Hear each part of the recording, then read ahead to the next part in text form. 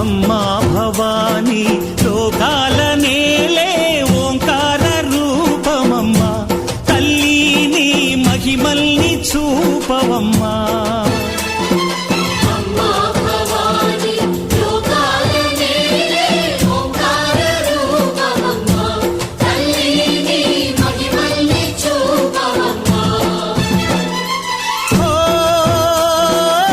సృష్టికే దీపమా, శక్తికే మూలమా, సింహరథమే నీదమ్మా.